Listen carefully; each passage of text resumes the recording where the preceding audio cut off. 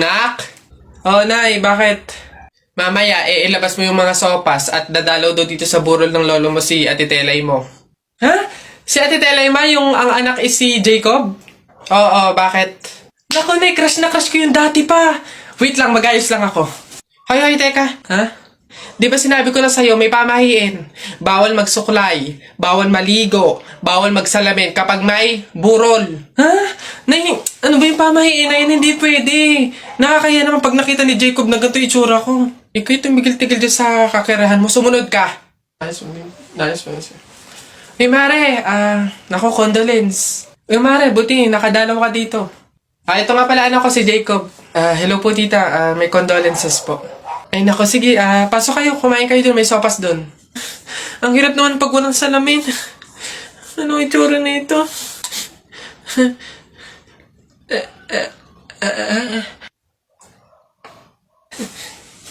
Hi, Jacob.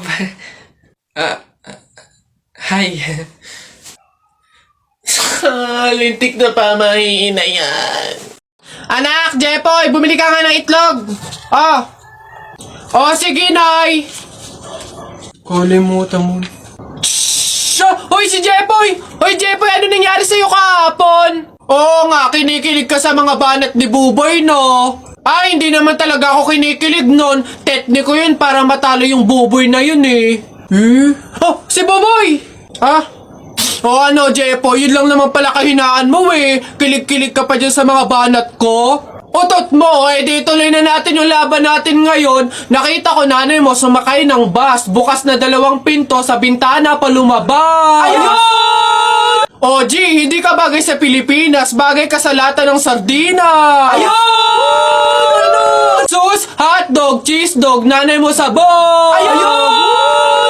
Ayaw mo magpatalo o tignan natin sa banat kong to. The sun is rising, the rain is coming. When I see you smiling, naku po, I'm falling. Ayun! Hoy, di mo na ako maloloko sa mga ganyan-ganyan mo. Tuloy na natin yung laban, ano? Sige, tuloy na natin sa kasalan. Nung magagawa, laging natutulala. Kung lumalapit ka,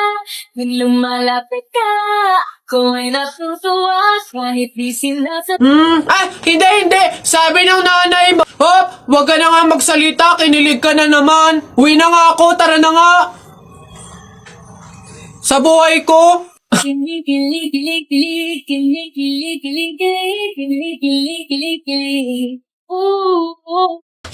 Napagod ako dun na nakahabol kaya si Buboy tsaka si Jepoy. Ayan na! Ano, ba't ang yayabang nyo dyan? Joke lang naman yon. Wala, laban na lang tayo ng flip-top para malaman kung sino talaga mas magaling. 2 versus 2, ano? Ano? Ako si Duterte, ikaw si Bato. Ako presidente, ikaw kalbo. Ano? Sabi ni Peter Pan, walang taong mahirap. Nakita kita kahapon, tumatay, hirap na hirap. Talo na. Ito ako si Spider-Man, ikaw si Batman. Ako may sapot, ikaw supot. Ano ako naman? Flip-top kayo ng flip-top. Sabi kayo ng sabi. Wala naman kayo mga bebe. Ano? Meron kaya akong bebe. Sige nga, sino? Eto. Ako'y tinamaan, puso'y tinamaan. Sadyang ikaw lang ang tanging dahilan. Walang iniisip, walang nalalaman. Hindi ko lang pagkat ikaw ang mahal. Ano ba yan? Ayan na naman sila. Tara! Excuse me. May tatanong lang sana ako. Ay, sige po. Ano po yun? Kaibigan kasi ako nung namatay. Ililibing na, di ba? Napansin ko kasi wala yung taga-sigaw. Wala ba kayong nilagay? Ay, bakit po kailangan ng taga-sigaw? Kasi di ba kaya siya namatay kasi pinatay siya? Nahuli na ba yung pumatay? Ay, ganun po ba? Hindi pa po nahuli yung suspect eh.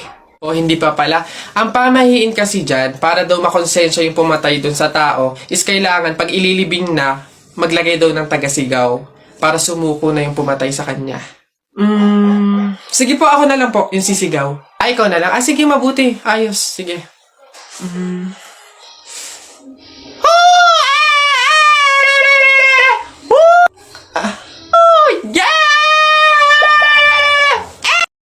Tara, buhatin na natin yung kabaong. Ay, teka. Kamag-anak kayo, di ba? Oh, hindi pwede. Pamahiin yon. Bawal magbuhat ng kabaong ang kamag-anak. Yung iba na lang. Kayo na lang magbuhat dito. Ikaw, yan, kayo. Ay, kami po. Ay, hindi po. Kamag-anak po ako. Pamangkin po ako niyan. Ay, ako rin po hindi kasi ninang ko po yan eh. Kamag-anak din po ako kasi kapatid po yan ni Papa. Ganun ba? Kayo. Kamag-anak ba kayo? Kayo na lang magbuhat nito, sige.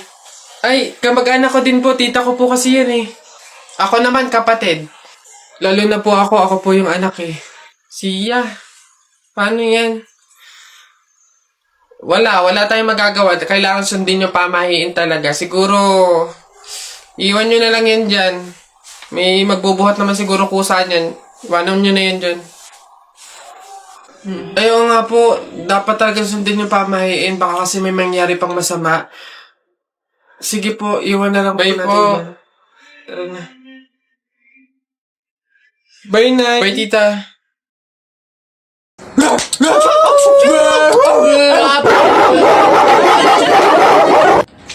Wala na.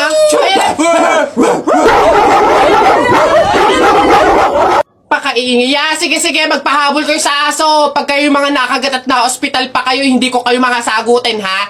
Ang babantot ninyo. Ba't mo suntukan, Len? Kaya stan, boy. Best friend kita, boy. Paputa mo na! Hindi kita kaya stan, boy. Pabili.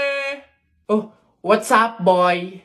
Oh, yari, English ba naman? Ano ba yan? Yeah, what do you want? Gigil talaga ako nito eh. Do you have solution that mix evenly with organic compound substances and had undergone fermentation and instilled in a solid state of matter in a homogeneous mixture? Ano yan? Hindi mo pala alam eh. Eh, the Red Horse. Bonak.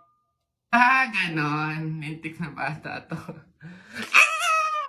Pre! Happy wedding sa inyo! Congrats! Pre, salamat! Buti nakapunta ka. Kain ka na dun. O sige, pero teka lang. May regalo ko sa'yo. Abala ka pa talaga. Ano yun? Ito. Bakit arinola?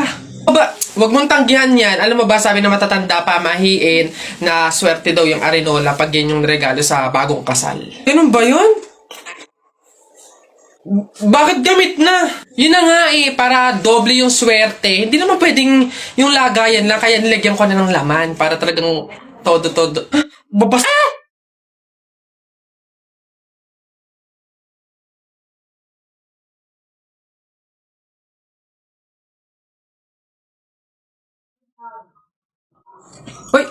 Hoy anak, ano yung ginagawa mo? Bakit ka naman nag-uwi ng pagkain na galing sa burol ni katay nyo? Dami naman nating pagkain dito Nakakahiya ka. Tsaka alam mo, masama yan ha? Ang pamahiin ng mga matatanda dyan kapag nag-uwi ka ng pagkain na galing sa burol, naku tsak may mga kapitbahay tayong mamamatay din. Yun nga mama eh. Kaya nga ginawa ko yun. Kaya kumuha ko ng mga pagkain doon sa burol at dinala dito sa bahay natin para mamatay na yung mga kapitbahay natin. Lalo na yan si Aling Marites. Alam mo ba ma? Sabi, narinig ko, hindi ka na daw virgin. Anong sabi? Hindi na ako virgin? Kumuha ka ng karton tsaka ng sako. Pumunta tayo sa burol ni Kate yung kunin mo lahat ng pagkain doon.